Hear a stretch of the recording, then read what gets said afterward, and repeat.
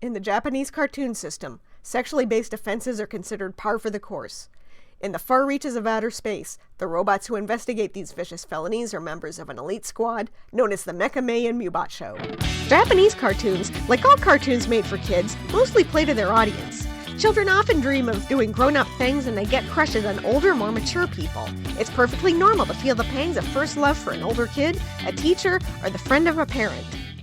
Looking through the eyes of a horny 14-year-old getting hit on by a hot drunk lady or picked up by a cute guy with his own car is a pretty exciting fantasy, even though it'd just end in tears if it happened to them in real life. Hello again, folks. I'm Mecha-May, and this is my engineer, Mew-Bot 5000. Being far out in space, I'm not sure about the passage of time down there on Earth, but from what I can tell, Valentine's Day is rolling around, and I understand that Valentine's Day is all about romance. So today, Mew-Bot and I are going to talk about romance, namely romances that should never have happened in the first place. That's right, our subject is the great big fat elephant in the anime fandom room, age gap relationships. Japanese cartoons have traditionally put more emphasis on personal relationships than Western cartoons, so it's inevitable that sometimes they'd come up with a romantic pairing that's, shall we say, distasteful, in an attempt to add some variety, or to do something different, or just to cater to the creeps.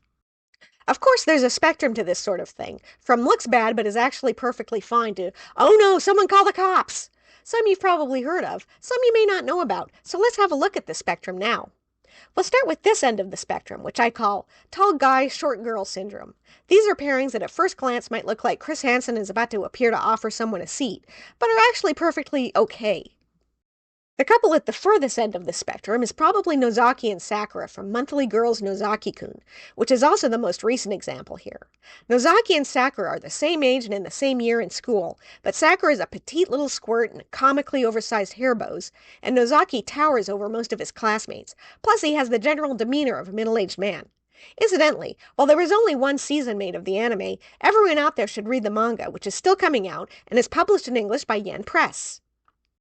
There are lots of examples of this, such as Anna and Eiji and SPT Layzner, which I've talked about before, who only have 2 years between them.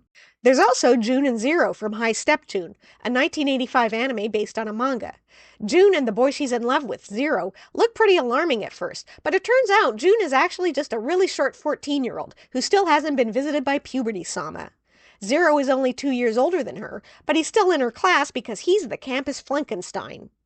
There's even reverse versions of this, like Shinsuke and Natsumi in the Kabocha Wine, an anime based on a manga by Mitsuru Miura that's still going to this day.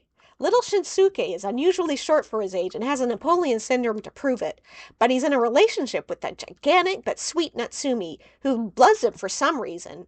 They're the same age, but a lot of the action revolves around her unintentionally dominating him, which leads to hilarious hijinks and... Well, look, I'm trying to think of a polite way to say this, but this is someone's fetish, right? Anyway, other than that, it's perfectly wholesome fare. Moving up the scale a bit, we have a couple such as Usagi and Mamoru from Sailor Moon. Notably, it's only the 90s anime that has this issue, because in the manga there's only a couple years difference between them, and Mamoru is still in high school.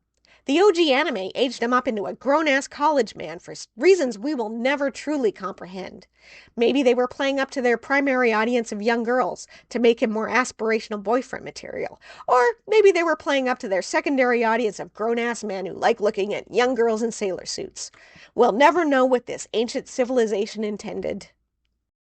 The anime Around Vernian Vifam from 1983 is about a group of children stranded in space, trying to find their parents, and for a while they're accompanied by a sole adult, 25-year-old Kate, who tries to shoulder the responsibility of providing guidance to the best of her abilities, but the strain of finding out one of the children in her charge is a member of the enemy alien race finally gets to her and she starts binging on the booze. Frankly, if I had 13 kids clinging desperately to me for a sense of security and safety, I'd drink too, and I'm a robot.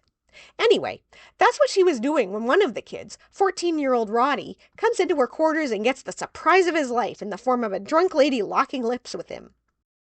To be fair, these two aren't really a romantic couple. Since this is the only time this occurs, Roddy is clearly not into it, and Kate instantly regrets it. This is why these two aren't further up on the scale. Besides, immediately after this, she flies off on a suicide mission to protect the kids from an alien attack, thus preventing the awkward interactions that would have occurred the next day after she sobers up. In Galaxy Express 39, both the manga by the legendary Leiji Matsumoto and the anime directed by the legendary Rintaro, Tetsuro is a young orphan traveling with a mysterious woman who looks exactly like Tetsuro's dead mother and whose name happens to sound like the Latin word for mother.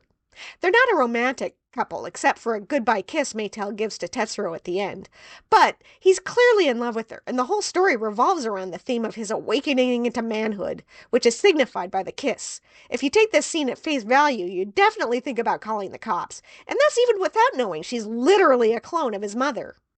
At the start of Glass Mask, a manga which began back in the Paleozoic era, and which remains unfinished to this day, main girl Maya is an aspiring actress of 13, so naturally, her main romantic interest is a grown man named Hayami, who's trying to get the rights to a stage play Maya wants to one day star in. Hayami shows his affection for young Maya by calling her Chibi-chan, anonymously sending her purple roses before each of her performances, and killing her mom. There's 11 years between them, which wouldn't be a big deal if Maya had been, like, an adult when they met. Luckily, each of them have more age-appropriate love interests, but unfortunately, Hayami's is a total nutso who loses it when he breaks off their engagement in favor of Maya. Don't worry, though, since the manga started so long ago, Maya has had time to age up to about age 17 or 18. Wonder 3 is a delightful manga and anime by Osamu Tezuka, in which 3 aliens disguise themselves as Earth animals to decide whether or not Earth should get blown up. It's also the story of an adult woman disguised as a cute bunny who falls in love with a little boy. It's okay, though. At the end, not only do they not blow up Earth, Bunny Lady Boko transforms herself into a little girl so she can continue her relationship with young Shinichi without interference by Chris Hansen or Detective Olivia Benson. Sorry, Captain Olivia Benson. And now for the flashing red flag you've all been waiting for. While the manga collective known as Clamp have created a number of, shall we say, unusual love combinations, probably their most notorious is CardCaptor Sakura's little 10-year-old schoolmate Rika and her 30-ish schoolteacher Terada. Do I even have to explain why this is so far over on the bad end of the scale? CardCaptor Sakura has other questionable age gaps, but this one was the free trip to Epstein Island, all expenses paid. They did tone this down considerably in the anime, but still. You might look at the relationships at the creepy end of the scale and wonder what the problem is. It's just cartoons after all. They're just appealing to the daydreams lots of kids have of falling in love with some cool older person and being the envy of all their friends. But kids absorb what they watch, and some are more vulnerable than others. 99% of kids watching CardCaptor Sakura understand that a teacher shouldn't be in a secret relationship with a freaking 10-year-old, but they still don't need that kind of behavior modeled for them. I know this will sound controversial, but in my opinion, adults shouldn't be getting engaged to 5th graders. Cartoons, especially Japanese cartoons, put kids in dangerous situations all the time. But while there's zero risk of a kid getting forced to fight monsters in the giant robot made by his grandpa, there are plenty of kids that get exploited by the adults in their lives. Gee, Mew-Bot, this is kind of a bummer way to end this video. Can you cue us up a clip to lighten the mood a little?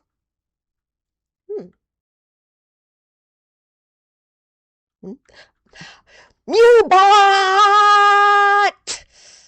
Well, we'd better end here, folks. Maybe robots shouldn't do Valentine's Day videos.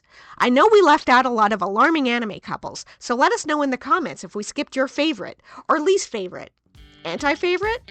Anyway, we'll see you all soon for more fun time on the Robot Rocket. Bye!